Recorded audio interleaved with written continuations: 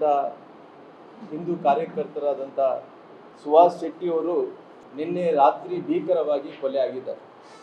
ಏನು ಈ ಕೊಲೆದ ಹಿಂದೆ ಅಂದರೆ ಆ ಸುಹಾಸ್ ಶೆಟ್ಟಿ ಏನಿದಾರೋ ಒಬ್ಬ ಹಿಂದೂ ಪರ ಕಾರ್ಯಕರ್ತ, ಅದೇನು ಆಸ್ತಿ ವ್ಯಾಜ್ಯದ ಸಲುವಾಗಿ ಆದಂಥ ಕೊಲೆ ಅಲ್ಲ, ಆದರೆ ಯಾವುದೇ ವೈಯಕ್ತಿಕವಾದಂಥ ಕೊಲೆ ಅಲ್ಲ.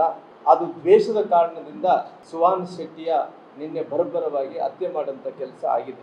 ಎಲ್ಲೋ ಒಂದು ಕಡೆ ಸುಹಾಸ್ ಶೆಟ್ಟಿಯ ಕೊಲೆ ಹಿಂದೆ ಭಾಳಷ್ಟು ವರ್ಷಗಳಿಂದ ಷಡ್ಯಂತ್ರವನ್ನು ಮಾಡಿ ಎಲ್ಲೋ ಒಂದು ಕಡೆ ಪ್ರೀ ಪ್ಲ್ಯಾನ್ಡ್ ಆಗಿ ಮಾರ್ಕಸ್ಗಳೆಲ್ಲ ಕೂಡ ಒಂದು ಕಡೆ ಜೋಡಿಸ್ಕೊಂಡು, ಅಂದರೆ ಪ್ರೀ ಪ್ಲ್ಯಾನ್ಡ್ ಮೀನ್ಸ್ ಹಂಗೆ ಆಗುತ್ತೆ. ಅದನ್ನು ಕೊಲೆ ಆಗಬೇಕಾದ್ರಿಗಿನ ಮಾರ್ಕಸ್ಗಳನ್ನು ಜೋಡಿಸ್ಬೇಕಾಗುತ್ತೆ. ನಂತರ ಸ್ಥಳವನ್ನು ಕೂಡ ಅವರು ಐಡೆಂಟಿಫೈ ಮಾಡಬೇಕಾಗುತ್ತೆ. ನಂತರ ಯಾವ ರೀತಿಯಲ್ಲಿ ಕೊಲೆ ಮಾಡಬೇಕು ಅನ್ನೋಂಥ ವಿಚಾರ ಬಂದಂಥ ಟೈಮಲ್ಲಿ ಯಾವ ರೀತಿಯಲ್ಲಿ ಕೊಲೆ ಮಾಡಬೇಕು ಅನ್ನೋಂಥದ್ದು ಎಲ್ಲ ಕೂಡ ಪ್ರೀ ಪ್ಲ್ಯಾನ್ಡ್ ಆಗಿ ಮಾಡಿ ಕೊಲೆಯನ್ನು ಮಾಡೋಕ್ಕಂಥ ಕೆಲಸ ಮಾಡ್ತಾರೆ.